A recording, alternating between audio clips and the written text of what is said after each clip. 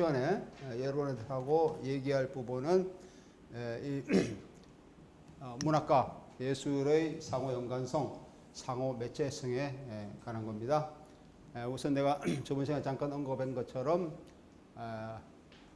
이 시간에 이제 문학과 영화에 관한 그때에 대해서 집중적으로 볼 시간인데, 문학의 영화가 나오기 이전의 시기, 다시 말하면은 20세기 초 이전, 그죠? 문학의 영화가 처음으로 나오기 시작한 것은 1902년, 3년 그 무렵이 됩니다.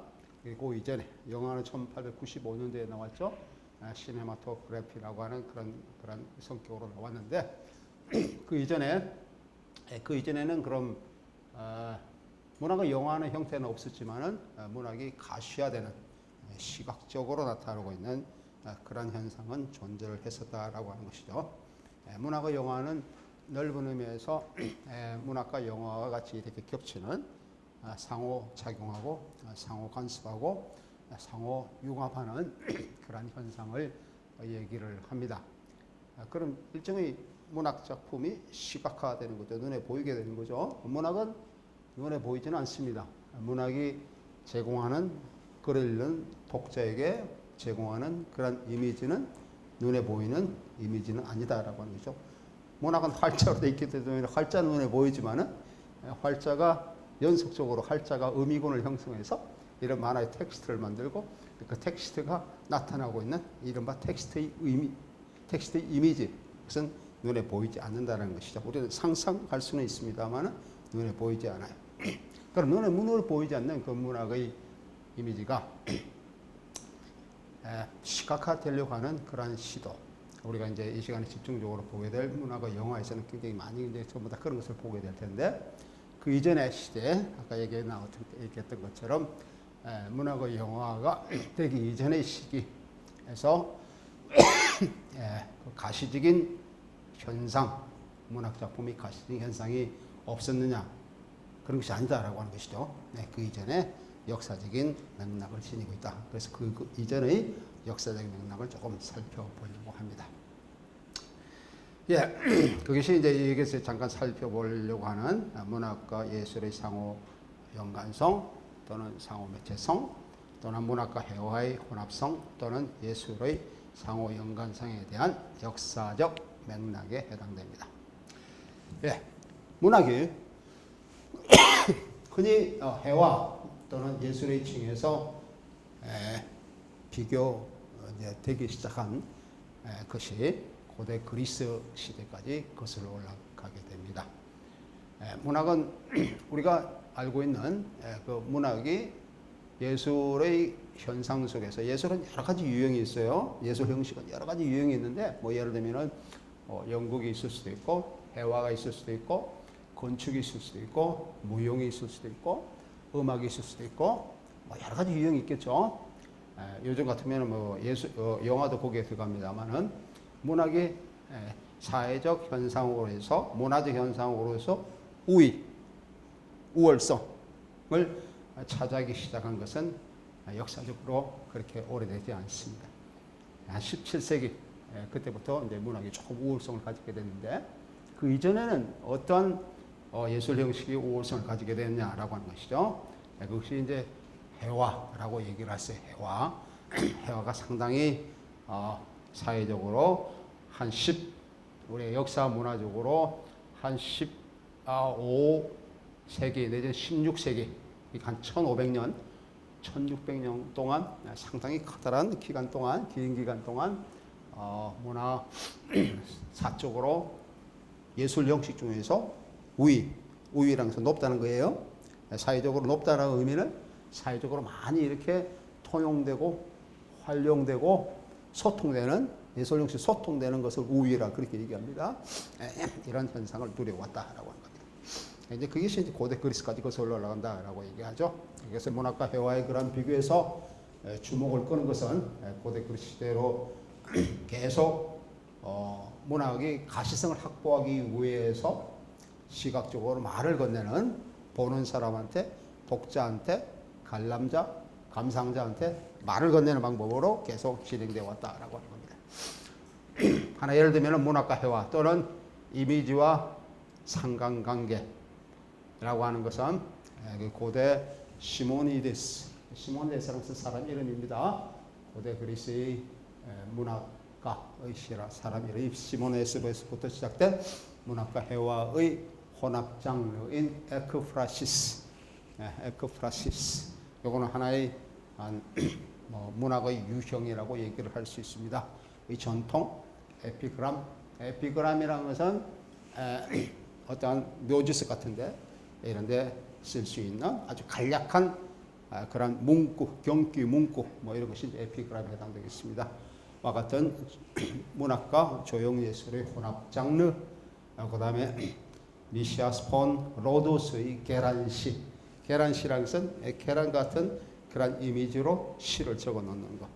요즘 말하면은 이 시간에 조금 있다가 더 보게 될 것처럼 뭐 구체시, 형상문학 이런 데 해당되고 있습니다. 같은 고대 그리스의 형상문학인 테크노파이그니온, 이거는 고대 그리스어로서 고다음 나오는 카르미나 피구라타와 같은 의미입니다. 카르미나 피구라타, 이거는 라틴어로서 형상문학이라는 뜻이죠. 형상문학, 피구라타는 형상이고 카르미나 문학이라는 뜻입니다. 고대 그리스어로 쓴다 그러면은 테크니파이그니온 이렇게 얘기를 할 수 있어요. 이런 문학의 유형들 이런 것에서 우리가 문학의 시각화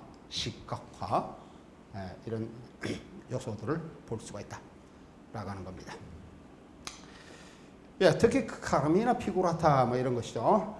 카르미나 피구라타는 중세 문학의 미니어처 회화술, 미니어처에서 부흐말러라이고 그렇게 얘기를 하는데, 중세 문학에 여러분들이 가끔씩 보면은 중세에 나타난, 중세는 다크 에이지, 독일어로 하면은 미틀 알트라고 그렇게 얘기하죠. 그 이 시기에 나타나고 있는 그 책들, 그 시대에 중세 때 만들어진 책을 보면은 책에 상당히 많이 이미지가 들어가 있습니다. 이미지가 들어가 있고, 어떻게 보면 첫 글자에 뭐 A라든지 뭐 C라든지 B라든지 그런 첫 글자 같은 거 보면 첫 글자를 상당히 크게 책 첫 페이지에, 아니면 문단의 첫 페이지에, 어떤 단락장의 첫 페이지에 첫 글자를 상당히 크게 확대시켜 놓고, 거기에다가 또 다시 그 하나의 문자에 여러 가지 이미지화 시키는 그런 것을 볼 수가 있어요. 이런 것들을 미니어처 회화술이라 그런 표현을 한다 이런 얘기예요. 독일어로 하면은 부흐말러라이, 부흐라는 책이라는 뜻이고 말러라이는 회화라는 뜻이죠.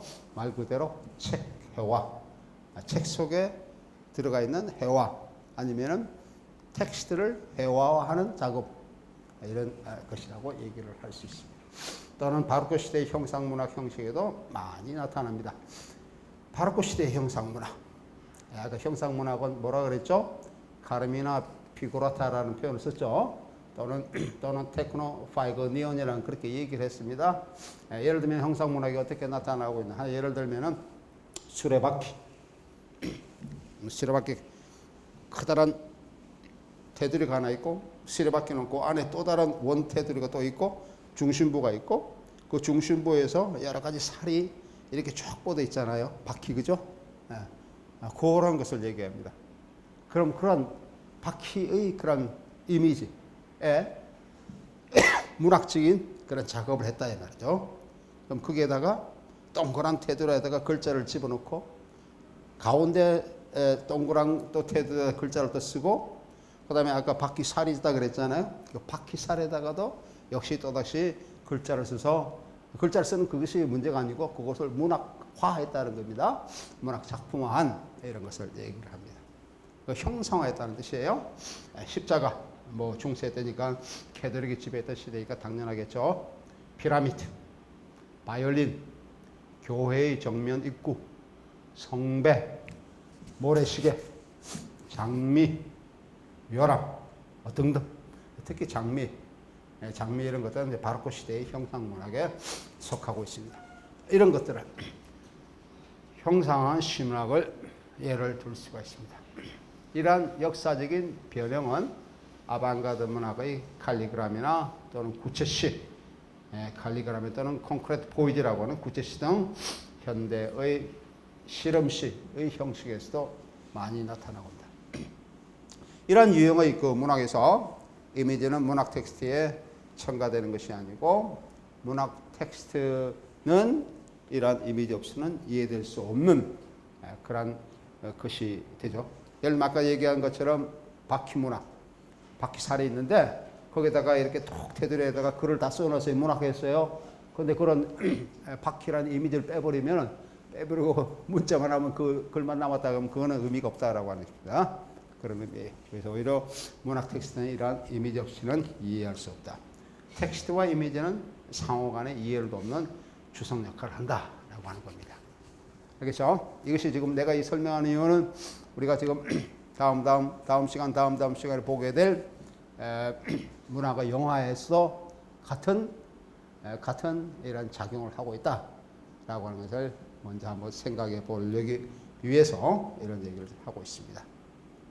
그러면은 이 카르미나 피구라타 이런 것들이 어떤 유형이 내가 쭉 설명을 했는데 하나 이거 예로서 어떤 것을 들 수 있는지 같이 한번 잠깐 보도록 하겠습니다. 구글이 없는데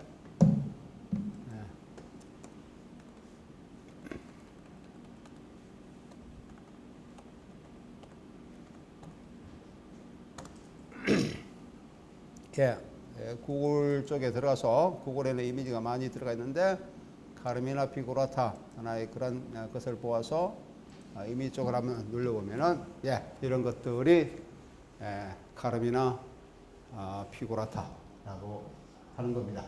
아까 얘기한 것처럼 고대 라틴어로 하면은 테크노 파이고니온 알겠죠? 테크노 파이고니온 뭐 이런 것들은 뭐라고 볼 수 있죠? 이거는 뭡니까? 모래시계. 모래시계는 역사 굉장히 오래됐습니다. 모래시계. 이런 것. 이거는 병, 그죠? 이거는 최근 거예요. 최근에 칼리그람의 그런 강고 그 형식인데, 뭐 이런 것들이 있고, 아까 얘기한 것처럼 십자가, 이런 십자가, 이런 문형들. 그다음 별, 뭐 이런 것들이 많지요.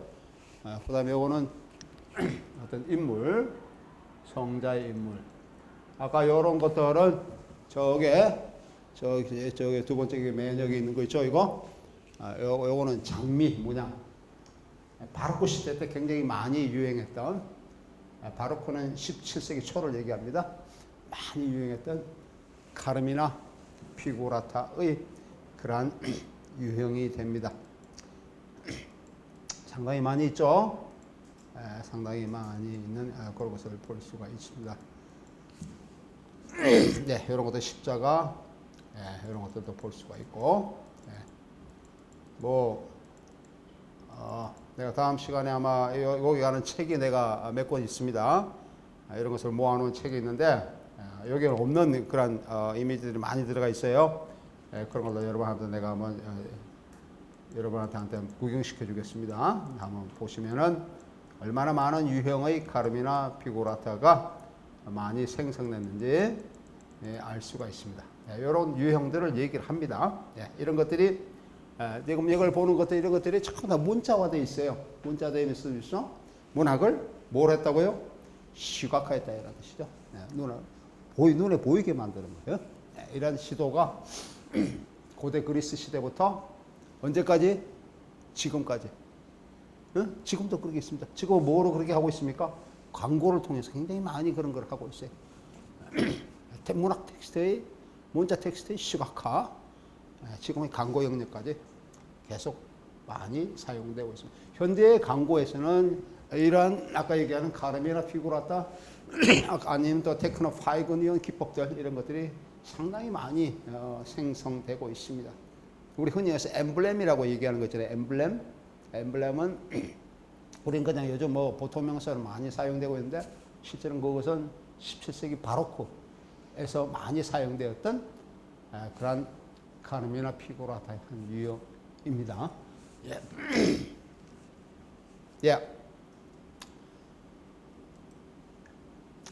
그 다음에 뭐 칼리그램도 굉장히 많이 있어요. 칼리그램 다 볼까요?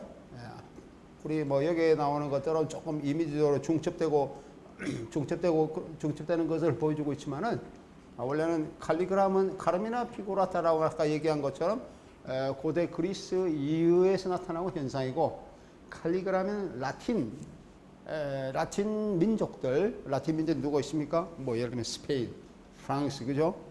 뭐 이탈리아, 뭐 좀 밑에 남부, 유럽 남부의 라틴계들인데 이런 사람들이 많이 개발시켜 온 그러한 유형이 칼리그램이 되겠습니다.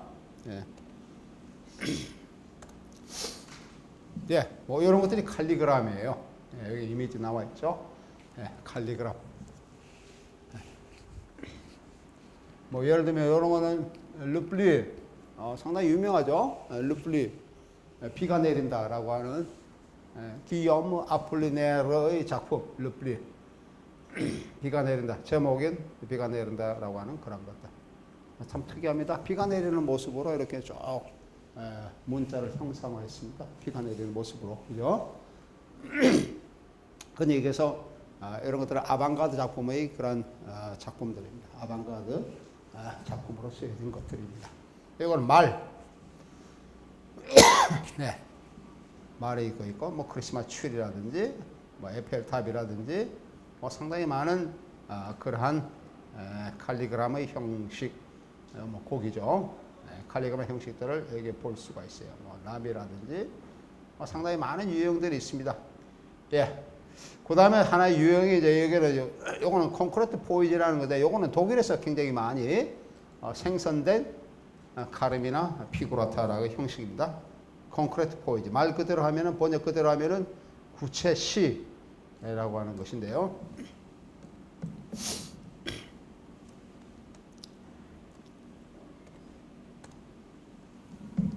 예. 여기 이제 구체 시에 관한 것들입니다.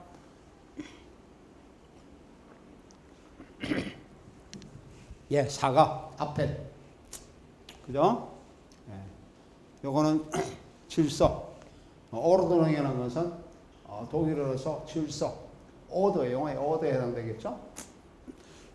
그 중에 하나가 반대가 독일은 UN, 언이죠. 독일은 오르드능 그러면은 독일의 뜻으로서는 무질서, 비질서, 질서의 반대다는 뜻인데, 그게 어디서 나왔습니까? 질서 속에 UN이라는 것이 앞에 나오면은 무질서가 된다라고 하는 거죠.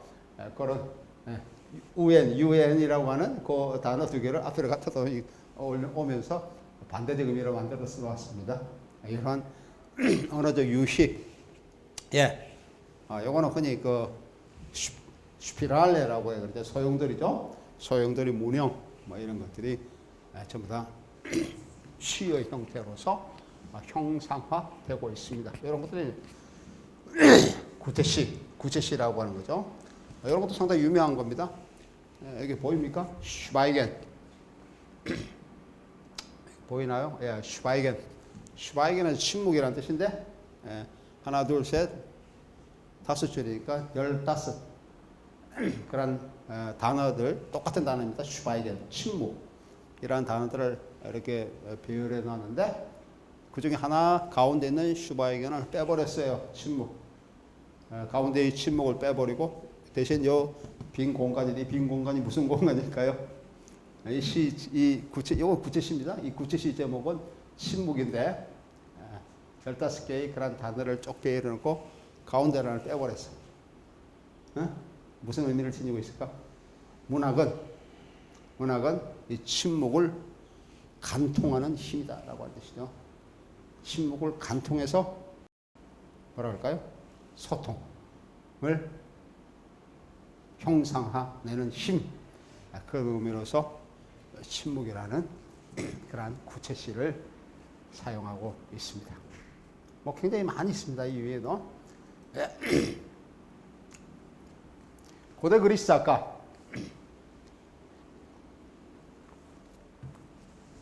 고대 그리스 역사가인 프루타르크라는 사람이 있는데, 여러분도 알고 있죠? 프루타르크. 간습과 도덕에 관한 자신의 책인 모랄리아. 도덕이라는 책입니다. 모랄리아에서 아테네 사람들의 명예에 대해라고 하는 그런 장이 있는데 이 장에서 문학과 해와의 연관성에 대해서 최초로 이론적 단초로 최초의 이론적 단초로서 얘기를 하고 있습니다. 뭐라고 얘기했냐면은 시모니데스는 시모니데스 사람 이름이죠. 폰카이. 옛날 그리스 사람들은 자기의 뭐 동명이인이 있을 수가 있기 때문에 어느 출신을 보통 얘기를 합니다. 그러면서 그 사람을 조금 더 구체시키는 그렇게 하고 구체시키는 그런 이름을 가지고 있어요. 시모네스 폰 케오스. 그러니까 케오스 사람의 케오스 출신의 시모니데스라는 그런 뜻입니다. 네, 케오스 출신의 시모니데스는 다음과 같이 얘기했습니다. 뭐라고 얘기했냐면은 해와는 말 없는 문화이고 문학은 말하는 해와다. 해와는 말 없는 문화이고 문학은 말하는 해와이다. 라고 얘기를 했습니다. 그러니까 여기서 나타나고 있는 것은 문학과 해와를 지금 서로 비교를 하고 있는 거죠. 문학과 해와를 비교를 하고 있다. 상당히 동질성을 많이 강조를 하고 있습니다. 고대 그리스 시인인 시모니데스가 말했다고 전해진 이 명제는 호라티우스의 문학은 해와와 같다 라고 하는 명제와 더불어서 해와가 문학보다 더 우위에 있음을 강하게 보여주고 있습니다. 문학은 해와와 같다. 이걸 라틴어로 쓰면 ut pictura poiesis 그렇게 얘기합니다. ut pictura poiesis. ut는 뭐뭐와 같다. pictura는 picture 해와죠. 여기 나오는 poiesis는 문학이라는 뜻입니다. 문학은 해와와 같다 라고 하는 그런 라틴어의 뜻이에요. A는 B와 같다. 그렇게 할 때 어떤 게 더 우위에 있습니까? 문학은 해와와 같다. 그렇게 할 때 어떤 게 더 기준이 우위에 있나 이런 얘기예요.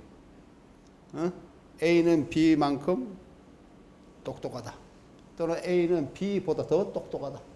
뭐 그런 표현을 쓸 때 누가 더 우위에 있습니까?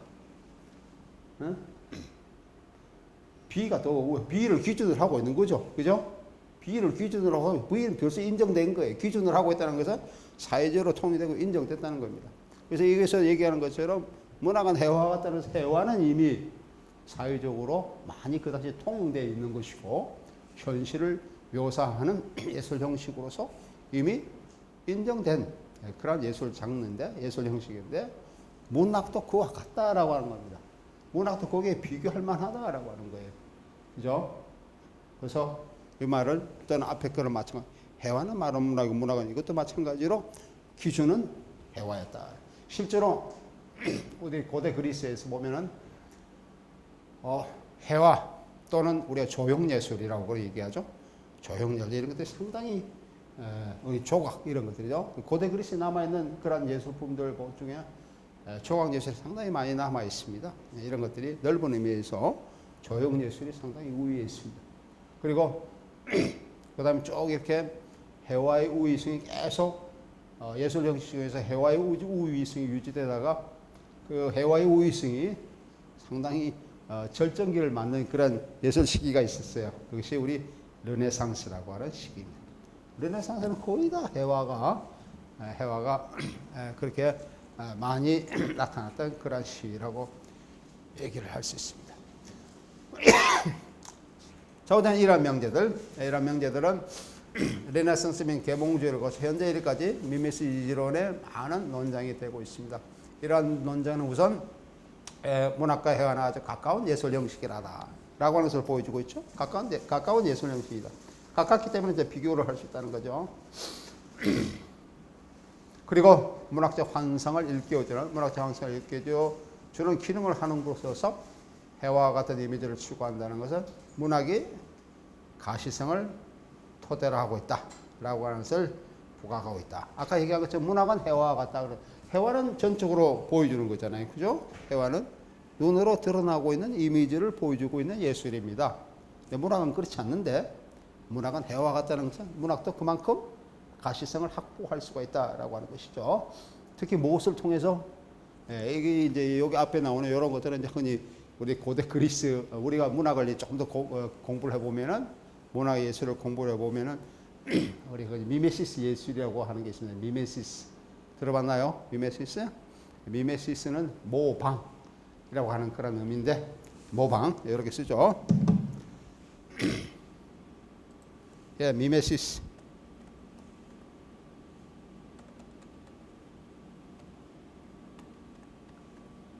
예, 미메시스 이렇게 씁니다. 미메시스라고 써 있는데 모방. 독일어로 하면은 나흐아몽이라고 얘기할 수 있어요. 예, 이런 것들에 대한 얘기를 지금 하고 있습니다. 여기 나오는 미메시스로 있죠. 그리고 문학적 환상을 일깨워주는 기능을 하는 것으로서 해와 같은 이미지를 추구한다는 것이 문학이 가시성을 토대로 하고 있다 라고 하는 것을 보여주고 있습니다. 가시성을 토대로 하고 있다. 예, 문학이 해와에 가깝다는 것은 미메시스 관점에서 뿐만 아니라 서술 구조에서도 그렇다라고 하는 것이죠.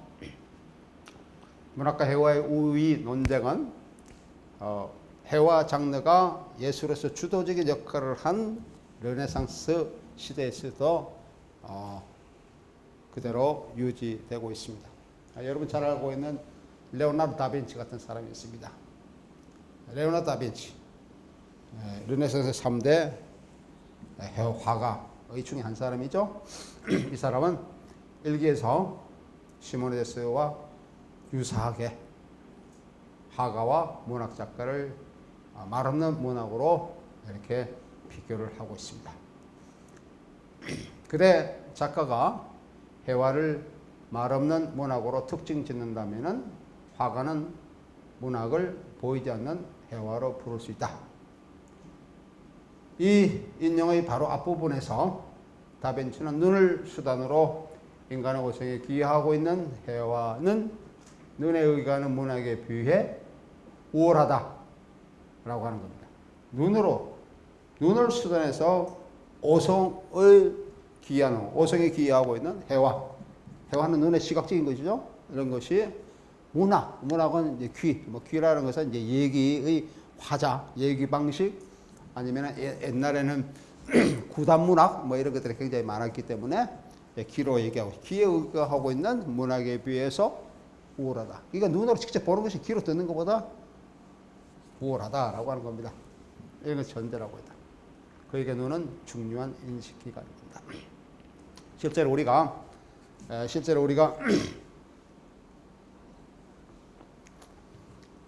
예술사 또는 이미지의 문화사의 그런 관점에서 보면은 눈이 굉장히 중요합니다. 응? 눈. 예를 들면 고대 그리스 철학자 플라톤 같은 사람도 눈의 그로 통한 시각 기능을 인해 우리가 흔히 해서 보이지 않는 절대적 가치, 보이지 않지만은 존재론적으로 이미 존재하고 있는 그런 추상적 개념인 이데아, 플라톤의 용어로 사용한다면 에이도스라고 하는 겁니다. 에이돌론과 대조적인 또는 대립적인 관계에 있는 에이도스의 관점, 이런 것도 시각 기능에 굉장히 초점을 두고 있습니다. 해와도 역시 마찬가지다라고 하는 것이죠. 문학은 눈으로 본 것에 대한 얘기를 듣는 게 의거하기 때문에 해와에 비해 인식 능력이 떨어지는 2차적인 예술이라는 겁니다.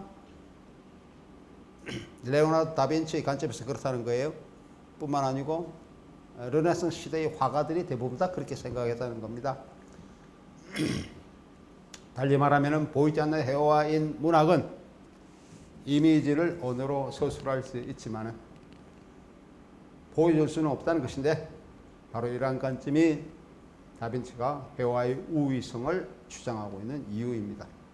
또한 해와는 이미지 시각성에 근거를 두고 있을 뿐만 아니라 원근법적인 관점에 근거를 두고서 현실의 진실성을 보여주고 있기 때문에 그렇다는 겁니다. 르네상스 시대에 해와를 이미지로 다루는 자, 해와적 이미지를 다루는 이런 사람들을 흔히 픽토르라고 그렇게 보통 얘기를 했습니다. 픽토르. 픽처의 어근과 같죠? 어근, 픽토르. 다시 말해 이미지를 다루는 사람이라는 의미예요. 그리고 문자를 다루는 사람을 의미하는 것이 스크립토, 우리 스크립트라 그런 표현을 쓰잖아요. 원곡, 그죠? 뭐 이런 것들이 이제 스크립토, 문자를 다루는, 텍스트를 다루는. 근데 이런 합일성이 더 중요하다라고 하는 것이죠. 특히 레오나르도 다빈치, 바사리, 디유러, 독일 사람입니다. 그 다음 피에트로 이런 등에서 보여지고는 칼리그라피, 글쓰기 등은 아까 얘기했던 칼리그라피 또는 카르미나 피구라타 또는 문학과 이미지의 그런 혼합, 융합 이런 것들은 이런 합일성, 다시 말하면 합일성이라는 것은 글 쓰는 사람인과 동시에 이미지를 다루는 사람 또는 이미지를 다루는 사람인 동시에 문자를 다루는 사람, 합일된 거. 그러니까 픽토하고 스크립토하고 하나가 되려고 하는 그런 시도. 이런 것들이 칼리그라피 글쓰기 속에 잠재되어 있는 의미다라고 합니다.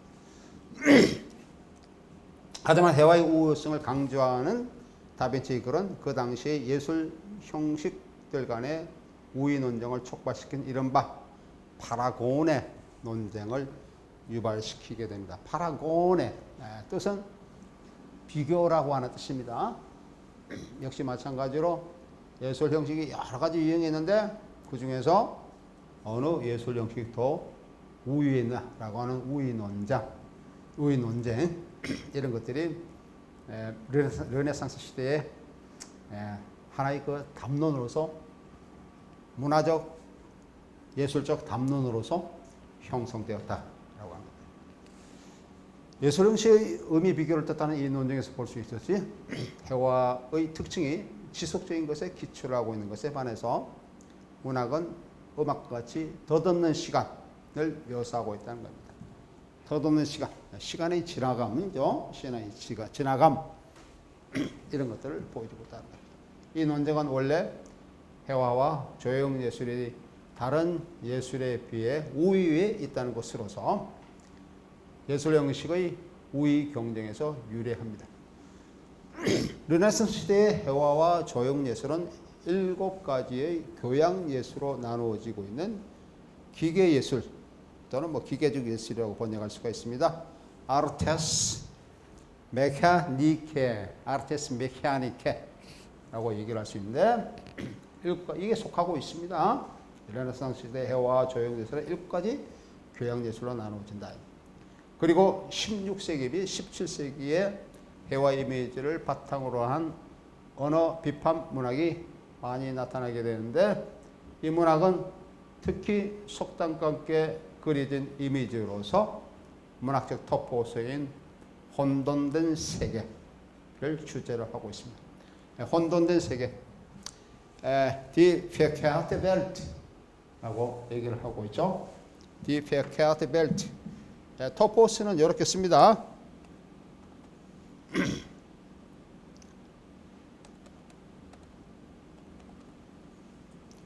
토포스, 문학적 토포스. 혼돈된 세계는 그 시대의 그런 정신, 시대적 의미, 시대의 담론 이런 것들이 혼돈된 세계였다라고 하는 것이죠. 혼돈된 세계는 뭘 얘기할까요? 앞이 보이지 않는 혼돈이라는 카오스 또는 페케아테라는 뜻이죠. 어두운, 앞에 보이지 않는, 그죠? 미래를 가늠할 수 없는 것. 좀 더 심하게 얘기하면은 절망적인 것, 낙담하고 있는 것, 우울한 것, 자기 현실이 다가오는 게 그렇게 느껴진다라고 하는 겁니다. 그 시대 사람들 그런 것을 보았다라고 하는 거죠. 예를 들면 바로크 시대 때는 그런 것이 굉장히 많이 나타나고 있습니다. 이런 것들이 그 시대의 문학적 토포스였다라고 합니다. 토포스는 공동광장이라는 뜻입니다. 영어로 하면 common place라는 뜻이에요. 문학적 공동광장이란 무슨 의미일까요? 어떤 A라는 작가가 자기가 살고 있는 시대가 앞에 보이지 않는 그런 현실 속에 라고 생각한다, 현실이라고 생각한다. 저는 자기가 그런 현실 속에 가치 있다고 생각해서 자기는 이러한 혼돈된 세계를 A라는 작가가 어떤 문학 작품에서 또는 뭐 어떤 예술 작품에서 이렇게 묘사를 했어요. B라는 작가도 보니까 같은 시대일 수도 있고 시대가 달라도 관계가 없습니다. 뭐 50년 후에 100년 후에 자기가 살고 있는 시대가 또 에이아라고 하는 작가가 생각했던 그와 유사하게 자기도 그런 시대에 살고 있다 라고 생각해서 자기도 내가 살고 있는 시대도 혼돈된 그런 세계 속에 살고 있다 라고 또 예술적 문학적 활동을 하면서 이렇게 글로 남긴다든지 자기가 모티브로 문학적 모티브로 사용한다든지 소재로 사용한다든지 그런 작업을 했습니다. 그 다음에 뭐 CD 뭐 이런 사람도 계속 유사한 작업을 했다라는 뜻이죠. 현대도 예를 들면 독일의 유명한 노벨 문학상 작가 균트 그라스가 있습니다. 균트 그라스 같은 사람도 자기의 그런 작품 속에서 이 혼돈된 세계, Die verkehrte Welt라고 하는 그런 토포스를 사용하고 있습니다. 뭐 20세기 작가라고 해서 이런 토포스 사용하고 있지 않다는 거 아니에요? 자기가 20세기 살고 있는 어떠한 작가가 내가 살고 있는 시대도 역시 마찬가지로 그 전에 살고 있는 17세기, 16세기 살고 있는 그런 사람들, 바로크 시대에 살고 있는 사람들 유사하게 내가 살고 있는 시대도 혼돈된 세계에 살고 있다 라고 이런 혼돈된 세계를 주제로 문학 작품한다. 그러면은 이런 사람들 쭉 일련의 사람들은 공통적인 문학적 토포스를 형성하고 있다라고 그렇게 얘기할 수 있습니다. 알겠죠? 토포스라는 것은 공동 강장이라는 뜻입니다.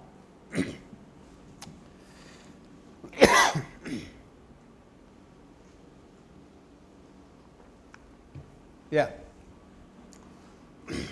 이런 언어가 인식의 도구라는 것에 대한 회의를 보여주고 있습니다. 이런 속담의 이미지는 문학에 대항하는 것에서 회화를 중심으로 하는 파라곤 논쟁의 한 유형이라고 얘기를 할 수가 있습니다. 예. 아까 내가 조금 지금까지 주로 회화가 문학적으로 상당히 우위에 놓여 있다라고 하는 그런 것을 내가 쭉 얘기해 왔는데 이런 것에 반기를 든 사람이 한 사람이 있었어요. 예? 이 사람이 살고 있던 시대가 회화가 우위에 있지 않는 그런 시대가 아니라는 것은 아니지만은 이 사람도 역시 그게 동조하지만 그렇음에도 불구하고 자기는 생각해 볼 때 회화가 문학보다 우위에 있다. 서술 묘사, 소설 방법에서 이런 것에 자기는 동의를 할 수 없다. 라고 하는 그런 한 사람이 있었는데 그 사람이 독일 계몽주의 시대의 레싱이라고 하는 사람입니다. 레싱. 네, 이 사람 원래는 드라마 작가죠. 함부르크 출신의 드라마 작가이고 지금도 함부르크 가보면은 레싱에 관한 레싱 극장이라든지 함부르크 국립극장 이런 데서 레싱의 그런 흔적들이 아직도 많이 남아 있습니다. 이 레싱은 자신의 유명한 그런 책을 하나 썼는데 책 제목이 라우콘 또는 회화와 문학의 경계에 대해서라고 하는 책입니다. 독일어로 하면 라우콘 oder über die Grenzen der Malerei und Poesie 1766년도에 썼어요. 이 책은 지금 우리나라에 번역되어 있습니다. 한 200페이지 정도 되는 그런 정도의 책이에요. 상당히 우리가 그 상호 매체성 또는 문학과 예술의 상호 연관성 이런 거 얘기할 때 굉장히 많이 언급되는 책입니다. 상호 매체성 얘기할 때도 그 흔히 얘기해서 원전처럼 사용되어지는 그런 책이 라우콘 또는 회화와 문학의 경계에 대해서라고 하는 책이에요. 고대 그리스로부터 회화의 우위를 주장한 미메시스 논제의 의문을 제기하고 있습니다. 레싱이 이 책에서 그렇게 하고 있다는 겁니다. 제목에서 보듯이 문학과 회화의 경계를 중점적으로 다루고 있는 이 글은 시모니데스나 호라츠의 문학은 회화와 같다 라고 하는 미메시스의 명제에 대한 비판이죠. 다시 말하면은 회화가 문학보다 우위이다 라고 하는 것에 대한 그런 비판일 뿐만 아니라 라우콘 군상에 대한 빈켈만이라고 하는 독일의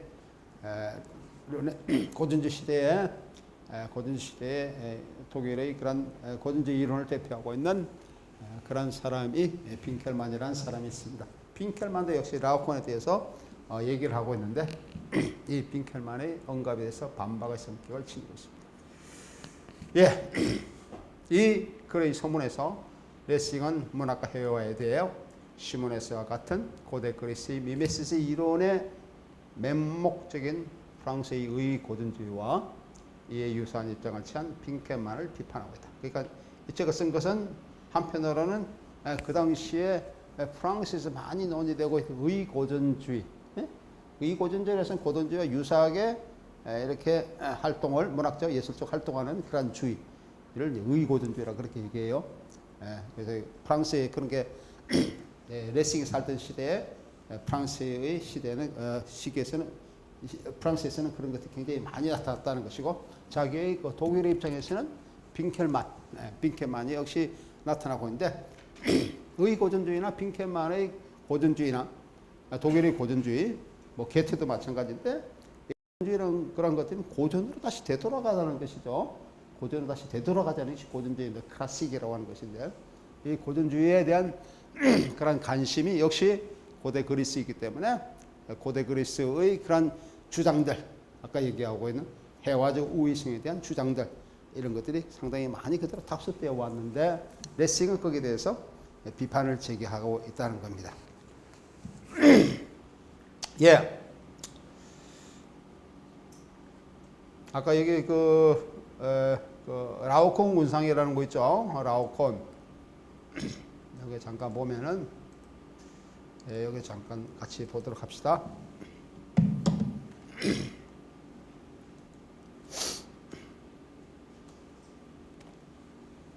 라오콘 군상, 라오콘 그룹에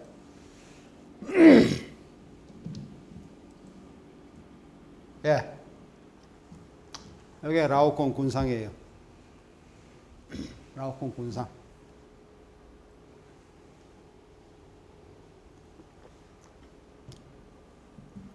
예, 조각인데 지금은 이제 바티칸 성당 있죠. 바티칸 성당이 그 바티칸 박물관인데 그게 소장되어 있습니다. 바티칸 소장되어있는데 1세기경에 발견됐다고. 근데 작가가 누군지는 미상이에요. 작자는 미상인데 라오콘이라는 사람이 있고, 예. 라오콘은 신화적 인물이죠. 라오콘이 누굽니까? 신화에 나오는 인물로서 그 호모의 그 일리아드 그때 보면은 신화적 인물로 등장하는 이런 사람인데 트로이군이죠. 트로이. 그때 이제 고대 그리스와 이래 10년 전쟁을 했던 그 트로이군. 트로이군의 그런 제사장입니다. 그러니까 트로이군의 국가 제사장, 국가의 그 안녕, 복지, 장례 이런 것을 이제 책임지는 그런 제사장, 그 제전을 올리는 그런 사람이 라오콘이고, 이건 두 아들입니다. 라오콘 군상이라는 사람, 라오콘과 두 아들을 이제 이렇게 묘사하고 있는데,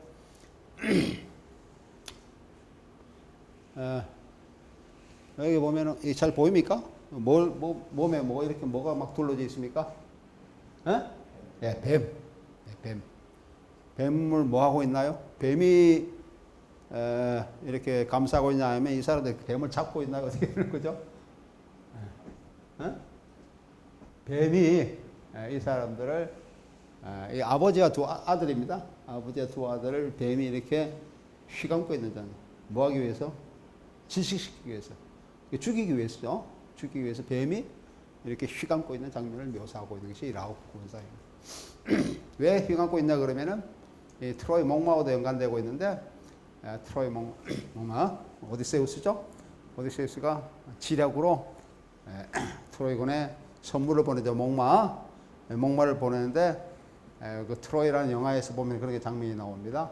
해변가에서 트로이 왕과 제사장들이 이제 이 라오콘이 나오죠.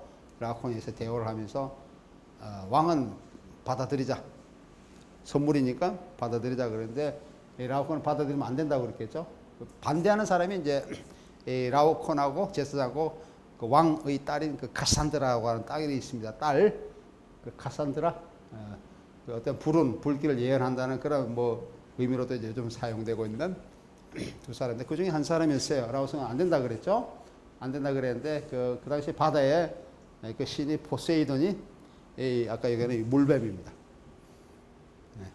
물뱀을 보내서 이 라오콘을 죽이게 되죠. 죽이게 돼서 이 아까 얘기하는 트로이 목마가 트로이에 들어가서 이제 트로이가 멸망을 당하게 되는 그 목마 속에 군인들이 이제 숨어 있는 거죠. 그래서 줄을 타고 내려가서 멸망하는 그거와 연관되고 있는 그런. 그래서 이게 그 당시에 이 고전주의 이게 그 레싱 이전에 이 트로이 그런 군상에 대해서 문학적으로 서술한 사람이 또 있었습니다. 베르질 또는 베르길리우스라고 하는 로마의 유명한 그런 문장가가 있었죠. 그 사람도 이렇게 묘사를 했고, 아까 얘기하는 빈켈만도 그렇게 얘기했고, 의고전주 시대에서 얘기를 했고, 게테도 이에 대해서 얘기를 하고 있습니다. 그런데 이게 대한 그런 비판이 다른 데 사람보다 긍정적이죠. 긍정적이라는 것은 우리가 얘기하는 그 문학과 해와의 그런 우위성, 현실을 묘사할 때 더 누가 위에 있느냐라고 하는 우위성에 대한 그 비판을 가하고 있는 것이 유독 레싱만이 그게 비판을 가하고 있다라고 하는 점입니다. 알겠죠? 그런 차이가 있어요. 그래서 여기서 다른 사람들의 묘사, 특히 베르길리우스 묘사에서 또는 뭐 빈켈만 이런 관점에서 나타나고 있는 이런 그 얘기에서 이 탄식, 죽음을 맞이하고 있죠. 라군이 죽어가는 과정을 묘사하고 있습니다. 다군과 두 아들이 죽어가는 과정을 묘사하고 이 죽어가는 과정에서 나타나고 있는 단발망, 고통이죠. 고통, 죽음에 대한 고통입니다. 죽음에 대한 외침, 이런 것들이 어떻게 미학적으로 묘사되고 있냐, 이 그림에서, 이 조각에서 이런 것은 이제 서술이 되고 있는 것이 논쟁이 아까 얘기하고 있는 이 논쟁과 연관이 되고 있습니다. 빈켈만이 다시 돌아와서 빈켈만의 해와와 조각예술에서 그리스 작품 모방에 대해서라고 하는 라오콘의 조각상을 숭고한 단순성과 고유한 위대함. 아까 저 조각상 그 이름을 숭고한 단순성과 고유한 위대함이다. 라고 이제 규정을 했다라는 거죠. 이게 상당히 유명한 하나의 그 슬로건처럼 되어버렸어요. 독일의 그 고전주의를 표방하는 그런 하나의 그 규정으로서 뭘 얘기하십니다. 독일의 고전주의는 고대 그리스의 고전주의처럼 또는 아까 얘기하는 라오콘의 그 군상이 보여주는 것처럼 숭고한 단순성과 고유한 위대함을 보여준다. 라고 하는 겁니다. 이를 규정하면서 이를 그리스 예술의 문체를 문학적으로 특징으로 파고있다 그러면은 레싱은 이 조각상을 문학과 연결시키지 않고 있습니다. 또한 빈켈만이 문학의 미적 개념을 고전적 해화와 조각의 미적 개념과 동일시한 프랑스의 의고전주의에 동조한 것도 레싱의 비판의 대상이 되고 있습니다. 아까 조금 다시 이거 조금 더 한번 정리해 보겠습니다. 레싱은 라오콘에서 문학과 해화의 묘사 방식에 분명한 차이를 두면서 그 혼합의 가능성에 대해서 조심스럽게 언급을 하고 있습니다. 그는 트로이 전쟁의 마지막 시기에 포세이돈이 보낸 바다에게 물려 죽은 제사장 라오콘 그 아들이 받는 고통을 표현한 묘사 방법과 그 소포크레스의 필록테트 또는 호모의 일리아드와 트로이에서 도망쳐 나온 에아네이스죠. 에아네이스가는 영웅술사시인 베르길 또는 베르길리우스의 에아네이스에서 나타난 묘사 방법에 주목을 하고 있습니다. 그래서 이 책의 제14장에서 언급하고 있는 것처럼 모방예술 문학은 시간 속에서 그 강점을 잡고 있다 그러면 회화는 이미지와 색채로 공간 속에서 모방의 수단을 잡고 있다 라고 하는 것입니다. 레싱이 아까 라오콘이라고 하는 책에서 어떻게 문학이 해화보다 우위에 있을 수 있느냐라고 하는 것을 이제 역설하고 논리적으로 역설을 해 나가고 있는데 그 중에서 얘기를 하고 있는 것이 이런 부분이죠. 해화는 공간성이고 문학은 시간성에 초점을 맞추고 있다라고 하는 겁니다. 이런 것들이 이게 가장 큰 특징이면서 또한 가장 큰 차이다. 이 점에 대해서는 다음과 같이 결론적으로 얘기하고 있습니다. 회화가 문학에 있어서 문학과는 다른 수단의 기호를 사는 것이 사실이라 그러면, 즉 회화 공간에서 형상과 색채를 사용하지만 문학은 시간 속에서 명확한 어투를 사용한다 그러면은, 그리고 기호가 의미된 것과의 관계가 두말할 것 없이 간단한 것이어야 한다면, 병렬적으로 놓인 기호는 다만 병렬적으로 또는 부분적인 병렬로 존재하는 대상만을 표현할 수 있을 것이다. 그리고 연속적으로 놓인 기호는 다만 연속적으로 또는 부분적인 연속으로 존재하는 대상만을 표현할 수 있을 것이다 라고 이 책에서 얘기를 하고 있습니다. 이것의 레싱은 회화와 문학이 다루는 대상이 서로 다른 예술 형식이다 라고 하는 것을 이제 강하게 부각시켜주고 있고, 문학의 대상이 줄거리라면 회화의 대상은 보이는 몸이라고 하는 것을 얘기를 하고 있습니다. 더 나아가 레싱은 공간의 회화의 영역이듯이 시간의 흐름은 문학 작가의 영역이다 라고 이제 얘기를 하고 있죠. 그래서 이 레싱에 따르면은 조형 예술이나 건축처럼 공간 예술인 회화는 시간 예술인 문학과는 다르다, 차이가 있다라고 하는 거죠. 아까 얘기한 것처럼 문학은 뭐에 초점이 놓여 있다고요? 시간성. 회화는 뭐에 놓여 있다고 그래요? 공간성. 그죠? 이런 것에 가장 큰 차이점을 부각시키고 있습니다. 문학의 주제를 시간적 흐름에다 전개시킨다면 회화는 이미지 공간성으로 시간적 관점이 부각되어야 한다는 것입니다. 하지만 그가 간과하고 있는 것은 회화 이미지의 연속성이나 시간적 흐름. 회화도 시간성을 보여줄 수 있다라고 하는 것인데, 이것은 이제 간과되고 있습니다. 이미지는 그 연속성에 의해서 서사기인이 지을 수 있는 것도 고려되지 않고 있다라고 하는 것이죠. 또한 레스에게 문학이 공간이나 이미지를 형성할 수 있는 기능도 소홀해지고 있다. 요즘 현대 회화에, 특히 19세기 비엔나 이후에 나타나고 있는, 비엔나 학파에서 나타나고 있는 그 시리얼 회화라고 있습니다. 연속적인 회화가 있죠. 이런 것에서는 흔히 얘기해서 회화도 시간성을 많이 이제 부여를 받고 있습니다. 시간성뿐만 아니고 서사 기법에서도 상당히 인정받고 있는 그런 회화의 유형도 있습니다. 이런 것들이 레싱이 17세기에 이 책을 쓸 때는 상당히 관가하고 있다, 또는 그래서 부분적으로 인정하고 있더라도 굉장히 적은 부위로서 다루고 있다라고 하는 그런 것이죠. 예, 이제 이 부분 다 돼갑니다. 레싱이 회화에 대한 문학의 우위성을 주장하는 것은 문학의 표현 영역이 회화의 그것보다 훨씬 더 크다라고 하는 겁니다. 문학의 표현 영역이 회화보다 훨씬 더 크다. 이는 상상력이 모하는 영역과 이로 인한 이미지의 불기함으로써 일어난 것이다 라고 합니다. 그럼에도 불구하고 레싱은 문학과 회화의 화해 가능성, 서로 이제 뭐랄까 조율될 수 있는 것이죠. 이런 가능성에 대해서도 언급하고 있는데, 이는 문학을 압도하는 환상의 힘이 내재되어 있기 때문이다. 아까 내가 언급했던 시몬의 데스나 프랑스의 의고전주의처럼 문학을 말하는 회화, 독일하면 아인의 레덴데 말로라이라고 주장한다 그러면은, 이러한 주장은 회화의 표현 방법의 영역을 고려해야 한다라고 하는 것이죠. 다시 말하면은 레싱의 의미에서 시간 예술인 문학이 공간에 대한 관심을 가지는데, 이것은 이미지에 가는 것이다 라고 얘기할 수 있습니다. 시간 예술과 공간 예술의 혼합은 서로를 모방에 있는 것이 아니라 모방적인 해석에 있다고 하고 하는 것입니다. 해석 과정에서 문학은 회화와 유사한 공간적 구조를 가질 수 있다라고 하는 겁니다. 아까 내가 예를 든 형상시, 카르미나 피구라타, 테크노파이그니온, 칼리그람, 또는 아까 독일어로 얘기하고 있는 콘크리트 포에지.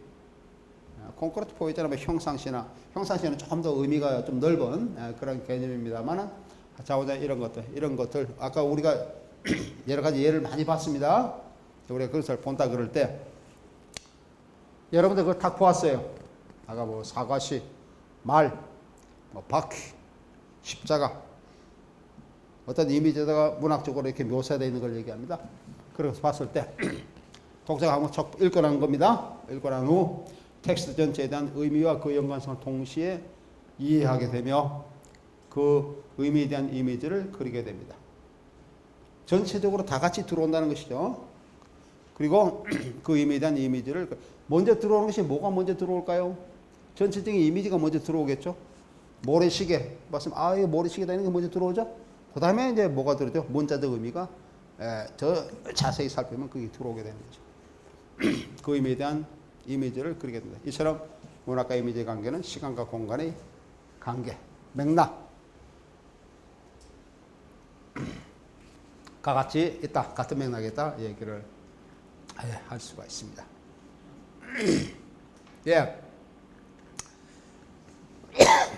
이것은 우리가 얘기하는 카르미나 피고라타, 테크나 파이거니어 이런 것은 이제 상호 연관성, 예술의 상호 연관성에 관한 얘기인데, 는 언어 또는 텍스트와 이미지 관계로서 문학 및 예술의 주제로서 포스트 모던뿐만 아니고 이전의 모더니즘 시기에까지 이제 나타나게 되는 거죠. 모더니즘 시기에까지 나타날 수 있는 이론적 근거가 됩니다. 뭐 그렇다고 해서 포스트 모던이 나타나지 않는 것은 아니지만 모더니즘에서 흔히 그런 것이 많이 나타났다라고 하는 겁니다. 19세기에 가익한 문체의 변화로서 문체의 붕괴 현상이 나타나고 레싱의 라우콘의 문제에 대한 해결 방식은 19세기에 이러한 현상과 많이 이제 나타나고 있는 것이죠. 라우콘에서 레싱이 또 라우콘에서 배움의 상진수가 연관해서 얘기를 하고 있는데, 이것은 어느 속에 파고 들어오는 이미지 공포, 배움의 상진수. 라우콘에서 아까 뭡니까? 라우콘을 죽이는 그 대상이 뱀이었잖아요, 그죠? 뱀. 우리 그 고대 그리스에서의 뱀이 이미지도 굉장히 신화적 이미지도 굉장히 많이 나타나고 있는데, 이런 것들은 이제 이미지 공포에 대해서도 강하게 암시를 하고 있고, 이런 이미지 공포를 합리화시킨 칸트나 피트겐슈타인 이런 것에 대한 철학적 관점과도 연관을 지니고 있습니다. 다음으로 넘어가서 그 다음에 에크프라시스 이런 것에 대해서 조금 살펴보도록 하겠습니다. 언어와 이미지의 관계는 문학이 서술 대상을 자세히 묘사하는 데서 출발하고 있습니다. 아까 얘기한 것처럼 문학은 추상적인데 이런 것들을 이미지를 조금 더 자세하기 위해서 이미지를 이제 보통 많이 가져오게 된다 이런 것이죠. 이런 점에서 언어와 이미지는 상호 보완적이라고 얘기를 할 수 있습니다. 문학의 개별적인 기호 체계는 회화의 기호 체계와는 차이를 지니고 있죠. 하지만 텍스트와 연관된 이미지는 묘사, 도회, 기억, 주석 등 서사적 기능을 지니고 있습니다. 텍스트에서 이미지가 이제 묘사되거나 도회, 어떤 도식으로 나타난다거나 기억, 주석 이런 것들로 나타날 때 이런 것들은 서사적 기능을 가지게 된다 이런 뜻이죠. 이런 기법, 문자 텍스트의 서사적 기법을 가지게 하게 하는 그런 기법, 이런 기법들이 몇 가지 중요한 기법들을 보면 이건 에크프라시스라고 얘기를 할 수 있습니다. 또는 기억의 예술, 아스 메모라티바라고 얘기할 수 있고, 또는 엠블렘적인 표현, 이런 것들을 얘기할 수 있고, 이런 것뿐만 아니고 역사 회화, 텍스트 하보, 이미지 제목, 이미지의 주석 등등 이런 것들을 들 수가 있습니다. 이 중에서 가장 대표적인 것이 에크프라시스와 엠블렘이다 라고 얘기를 할 수 있습니다. 에크프라시스는 여기서는 그냥 에크프라시스는 아까 여기 잠깐 있죠. 에크프라시스는 이제 뭘 얘기하고 있냐 그러면은 가장 대표적인 것이 여기 에크프라시스 엠블렘을 얘기하고 있는데, 어떤 회화, 어떤 이미지가 그 자체로 더 의미를 지니고 있지만은 어떤 정지된 이미지, 제한된 그런 의미뿐만 아니고 넘어서 사회적으로 통용될 수 있는 또는 어떤 공간에서 인정될 수 있는 확정된 의미를 지니고 있을 때 그런 이미지 내지는 회화를 우리는 에크프라시스라 그렇게 얘기를 한다. 뭐 예를 들면 뭐 어떤 게 있을까요? 에크프라시스 뭐 어떤 게 있을까요?